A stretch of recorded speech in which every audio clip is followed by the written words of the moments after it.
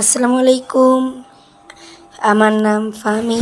আজকে আমি ভার্বের অনেক কিছু নিয়ে আসছি। দেখেন, ভার্ব মানে ক্রিয়া। ভার্ব প্রধানত দুই প্রকার, একটি হলো ফাইনিট ভার্ব আর এটা হলো নন ফাইনিট ভার্ব। ফাইনিট ভার্বের অর্থ হলো সমাপিকা ক্রিয়া ও নন ফাইনিট ভার্ব হলো অসমাপিকা ক্রিয়া।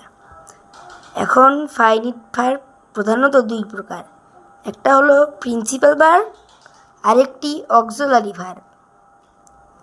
আর নন ফাইনিট ভার্ব তিন প্রকার, ইনফিনিটিভ, জিরান্ট, পার্টিসিপল অথবা অ্যাডজেক্টিভ।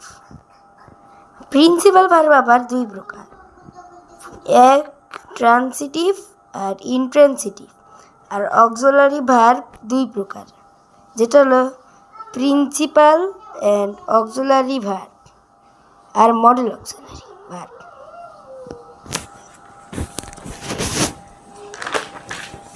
আমরা এখন একটা মডেল অক্সিলারি ভার্ব সম্পর্কে জানব।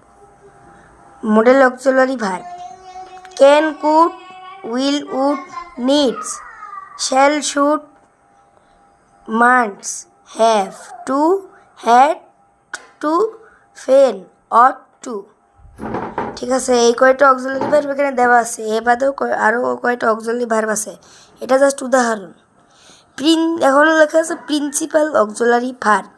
এখন টু বি ভার্ব মানে বি ভার্বে যখন হয় তখন প্রেজেন্ট ফর্ম হলো am, is, are. Past form হলো was, were. Past participle form হলো বিন। এখন ভার্বের সাথে এগুলা আইএনজি যুক্ত করতে হবে। টেন্স পরে সামনে টেন্স নিয়ে আলোচনা করব, টেন্সে বলা হবে। এখন অপর বিষয়ে দেখতে গেলে আমরা দেখি টু টু ডু ভার্ব। হ্যাঁ, টু ডু ভার্বের প্রেজেন্ট ফর্ম হলো ডু, ডাস। আর পাস্ট ফর্ম ডিড।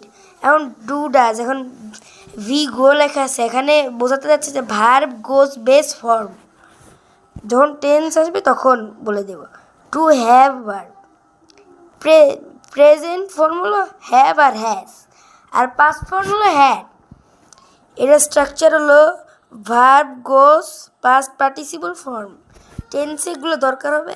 আপাতত আরও কিছু আছে, এটা হলো পার্ট 1। ভার্ব সম্পর্কে পার্ট 2 দেখতে চাইলে তাড়াতাড়ি চ্যানেলটিকে লাইক, সাবস্ক্রাইব করো। এভাবে আমাকে অনুপ্রাণিত করো, আমি তোমাদের প্রয়োজনীয় সব টিপস নিয়ে আসবো। এই চ্যানেলটি শুধু ক্লাস 3 এবং 4-এর জন্য, 5-দের জন্য নয়। ধন্যবাদ সবাইকে। টাটা। একটি লাইক করে দিও, একটা চ্যানেলটি সাবস্ক্রাইব করে দিও।